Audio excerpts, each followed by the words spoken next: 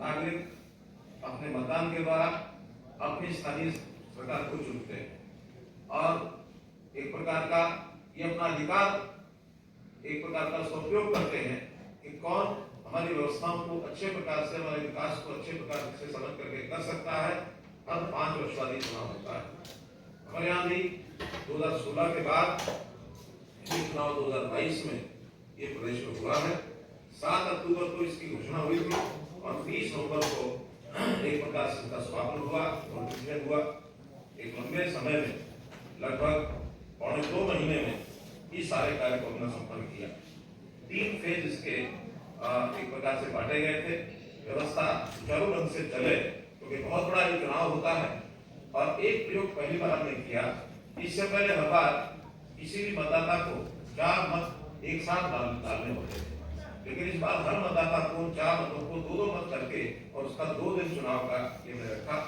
3 phase में चुनाव हुए और जो परिणाम है वो आने के बाद 30 नवंबर को इसका नोटिफिकेशन होने के बाद आज हम 3 दिसंबर को एक साथ प्रदेश भर के सभी गांवों में, सभी ब्लॉक हेडक्वार्टर पर और सभी जिला केंद्रों पर ये सब शपथ का कार्यक्रम हम करने जा रहे हैं। जहां तक आंकड़ों का विषय है, जैसा हमारे एसीएस अनिल मलिक जी ने हमको बताया है, मैं एक बार फिर उसको दोहराना चाहूंगा क्योंकि आंकड़ों से इस चुनाव का व्याप भी पता लगता है। कुल मिलाकर इन चुनाव में जो सीटें हैं जिनका चुनाव हुआ, जिला परिषद, पंचायत समिति, पंच और सरपंच, 71,696 ये सीटें हैं। इतने वार्ड हैं जिनमें प्रारंभ में 1,60,192 लोगों ने नॉमिनेशन किया। उसके अंदर 2600 रिजेक्ट हुए, 31,900 के लगभग विड्रॉ कर लिए गए और अंत में जो लोग जो यूनानिमस भी चुने गए जहाँ केवल नॉमिनेशन प्राप्त हुआ, ऐसी भी बहुत बड़ी संख्या, ये 71,600 में से 40,500 लोग ऐसे थे, लगभग 60% हम कह सकते हैं कि जो यूनानिमस भी चुनाव हुआ, ये हमारे लोकतंत्र की एक बहुत बड़ी ताकत है। गांव में लोग सहमति से और इसको खड़ा करते हैं। इस प्रकार जो चुनाव की बाकी सीटें बची हैं वो 29,474 बची और सभी जो कैंडिडेट जिन्होंने कंटेस्ट किया वो 85,127 थे। 1770 ऐसी सीटें जो खाली रह गई किन्हीं कारणों से और उनका चुनाव ये भी बाद में कराया जाएगा। मैं ऐसा मानता हूँ कि पंचायती राज से बड़ा कोई चुनाव और खास करके अपने देश में जैसा होता है इससे और कोई बड़ा चुनाव नहीं होता नहीं है। उदाहरण के लिए 2016 के चुनाव के बाद मुझे चीन जाने का मौका मिला और जब मैं चीन में गया तो वहाँ कुछ वहाँ की सरकारी प्रतिनिधियों से बातचीत हुई। बातचीत डेमोक्रेसी लोकतंत्र पर चली और उन्होंने जो बताया हमने कि 2016 में लगभग 70,000 वार्डों में अपने चुनाव कराए हैं और लाखों लोगों ने भाग लिया है, लगभग 1 करोड़ लोगों ने मतदान किया है। वो एकदम हैरान हुए कि इतना बड़ा कार्य शांतिपूर्वक बिना किसी विघ्न के, किसी बड़ी अलोकप्रिय कोई घटना हो ऐसा भी नहीं हुआ। तो इतने बड़े चुनाव को एक साथ करके वो यहाँ की ताकत को और उन्होंने भी सराहा था। मेरा ये कहने का भाव है कि भाई जो पंचायतों की एक गौरवशाली परंपरा ये आज की नहीं है, ये सदियों पुरानी है। क्योंकि पंचायती तौर पर भी ग्रामीण क्षेत्र उसका जो सहजीवन होता था उसमें बहुत प्रकार के फैसले ये ग्रामीण स्तर पर भी हो जाते थे उसी प्रशासन पद्धति में। यानी एक प्रकार से पंचायती जो तंत्र था इसका उल्लेख हमारे ऋग्वेद में भी, अथर्ववेद में भी मिलता है। पंचायती राज जो संस्थाएं हैं ये हमारी राष्ट्रीय एकता, शासन इसका एक प्रकार से रक्षा कवच है। तो हम अपनी जो न्यायप्रियता है इसके कारण से हम पंच परमेश्वर नाम भी पंचायतों को हमने दिया है, इसलिए बहुत महत्वपूर्ण एक विषय है। मैं इसको गांव की सरकार मानता हूँ। ठीक है कि देश में पिछले 8 वर्षों से केंद्र में श्री मान नरेंद्र मोदी जी के नेतृत्व में मोदी सरकार इस नाते से अच्छा कार्य कर रही है। हम लोग भी इस नाते से पिछले 8 वर्ष से जो जनहित के कार्य है एक के बाद एक नया व्यवस्था परिवर्तन का काम करके जनता के हित की ओर आगे बढ़े हैं और मुझे लगता है कि जनता में उस प्रकार का एक संदेश भी है कि सरकारों के अच्छे काम ही हो रहे हैं। लेकिन केंद्र सरकार और प्रदेश सरकार के सब काम उस स्थानीय सरकारों के माध्यम से ही होते हैं। जब तक स्थानीय सरकारें हमारी सशक्त नहीं होंगी तब तक उसके परिणाम भी अच्छे निकल नहीं सकते हैं। तो इसलिए जो गांव की सरकार है इसका चुनाव आज संपन्न हुआ है। शहरों के चुनाव के पिछले कुछ समय पहले शहरों की जो सरकारें हैं वो भी बन गई हैं, तो स्थानीय निकाय की सब चुनाव सरकारें, चुनी हुई सरकारें ये अच्छे प्रकार से काम करें, इसके लिए हम भी वचनबद्ध हैं। हमने बहुत इसके लिए संघर्ष किया, लड़ाई लड़ी कि हमारी पंचायत कैसे स्वच्छ छवि की पंचायतें बने, कैसे की समझ बढ़े।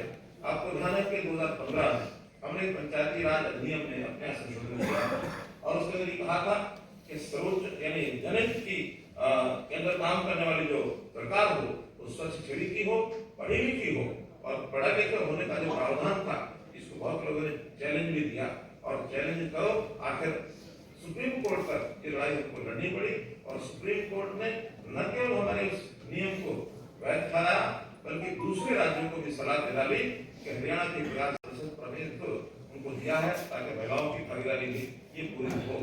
पिछड़ा वर्ग ए इसमें भी पहली बार 8% का जो आरक्षण है इसका प्रावधान दिया गया है। हमने ऐसे जितने भी स्थानीय निकाय हैं उनकी वित्तीय शक्तियां ये कैसे बढ़े इसका भी विचार किया और इसमें जो अभी तक लागू नहीं होता था खास करके राज्य वित्त आयोग और केंद्रीय वित्त आयोग इनका जो पैसा है वो सीधा इन पंचायतों के खातों में कैसे जाए ये सुनिश्चित किया है। इसी प्रकार गांव की अपनी आय इनकम कैसे बढ़े। हमारे जो स्टाम्प ड्यूटी का 2% का पैसा है उसमें 1% का पैसा सीधा पंचायतों को, पंचायत समितियों को और जिला परिषद के खातों में जाएगा और शेष 1% जहाँ कम रहेगा वहां भी देने का प्रावधान हमने किया है। प्रदेश सरकार उन्हीं गाँवों में और जिला परिषद पंचायत समितियों को पैसा बांटेगी जहाँ की अपनी आय बहुत कम है ताकि विकास के काम में वो भी पीछे न रह सके। इसी प्रकार 2% जो बिजली के बिल है इसके ऊपर भी एक सेस लगाया है ताकि वो लाभ भी गांव की जो बिजली के खर्च है वो सारे उसमें से निकल सके। तो हर बिल का 2% का पैसा वो भी सब गाँव में जाएगा। इस बार जैसे पंचायतें सर्वसम्मति बहुत सी चुनी गई है उनके लिए भी हमारे मंत्री जी ने जैसे बताया है ग्राम पंचायत सर्वसम्मति से 11 लाख रुपए, सरपंच सर्वसम्मति से 5 लाख रुपए और पंच जितने भी सर्वसम्मति से चुने जाएंगे सबके 50,000 रुपए और पंचायत समिति का सदस्य 2 लाख रुपए, जिला परिषद का सदस्य 2 लाख रुपए ये प्रावधान भी हमने किए हैं ताकि ये पैसा गाँव के विकास में सीधा सीधा काम आ सके और देखिए कितना बड़ा लाभ गाँव के लोगों ने इसमें उठाया है। जैसा बताया गया कि 40,000 से ऊपर लोग सर्वसम्मत चुने गए हैं और लगभग 300 करोड़ रुपया ये राशि ग्रामीण क्षेत्र के अंदर इस विकास के लिए उपलब्ध कराई जाएगी। मित्रों, गांव की एकता इसको भी हमको बनाकर रखना, सुनिश्चित रखना है। सामान्यतः पंचायतों के चुनाव में या कोई भी चुनाव हो उसमें कुछ गुटबंदी भी सामने कभी कभी आ जाती है। अच्छी बात तो यह है कि 60% सर्वसम्मति होने के बाद शेष 40% जो पंचायतें हैं उनकी ही चिंता का विषय हो सकता है। हरियाणा में हम सारे समाज को एक करके जैसा देखते हैं बिना किसी भेदभाव के। कहीं से भी किसी भी पार्टी का किसी विचारधारा का कोई विधायक चुन के आता है, हम वर्ष भर में या 5 वर्ष के जो विकास कार्य है बिना किसी भेदभाव को वहाँ करते हैं। मेरा यही एक निवेदन आपसे रहेगा कि हम भी अपना जो चुनाव क्षेत्र है चाहे वो पंचायत का, सरपंच का, पूरा गांव होता है, बाकी सबके अपने अपने वार्ड होते हैं और आगे चल करके जिला परिषद पंचायत समितियों में चेयरमैन, वाइस चेयरमैन बनेंगे, उनका भी पूरा क्षेत्र, वहाँ की जनता उन सबको अपना परिवार माने और परिवार मान करके ही हम सबकी सेवा के भाव से कोई काम कर सकते हैं। सेवा का भाव ये मेरा एक दायित्व है, ये मेरा एक धर्म होना चाहिए।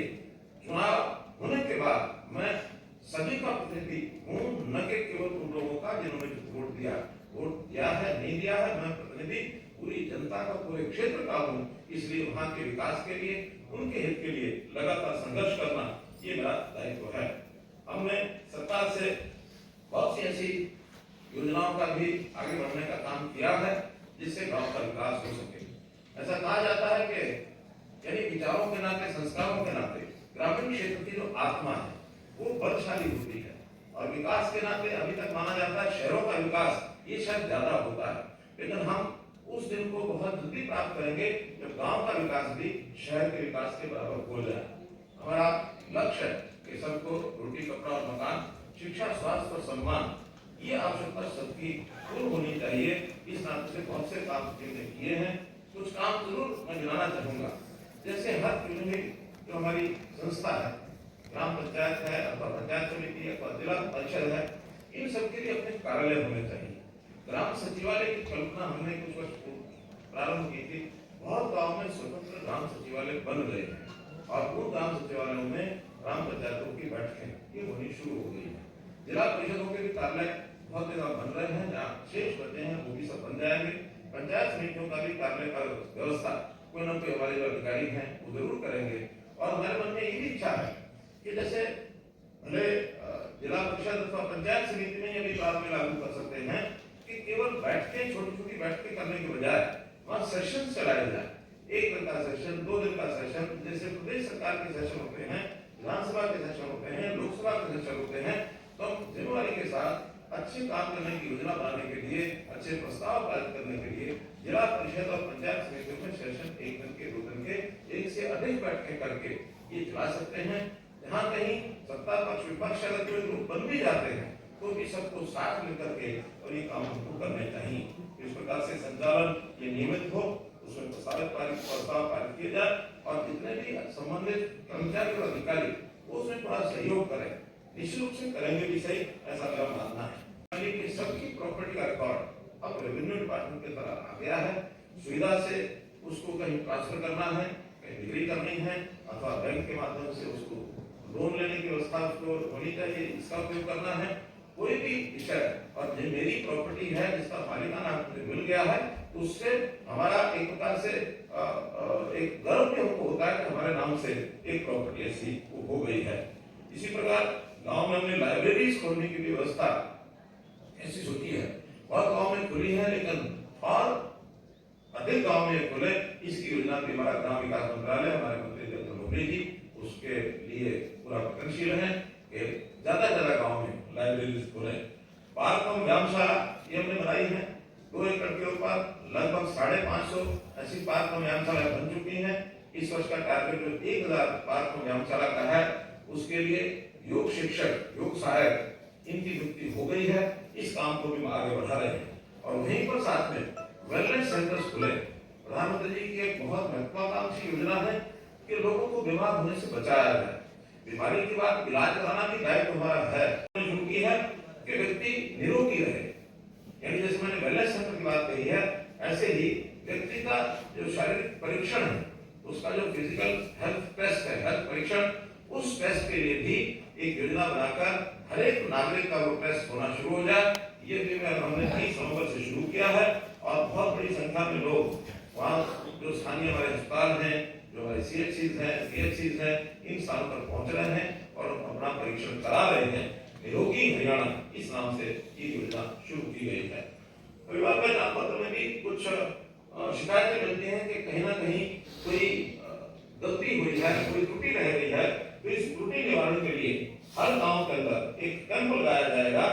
10 और 11 दिसंबर, दूसरा 16 से 18 दिसंबर, ऐसे ये 2 समय में ये लगाए जाएंगे कैंप। उसके अंदर जिनके परिवार पहचान पत्र रह गए हैं वो सब परिवार पहचान पत्र अपने बनवा सकते हैं, अपने जो डॉक्यूमेंट है वो साइन कर सकते हैं, उसको अपलोड कर सकते हैं, त्रुटि ठीक कराने का काम भी कर सकते हैं। इसलिए ये अभियान भी इसके साथ साथ चलेगा।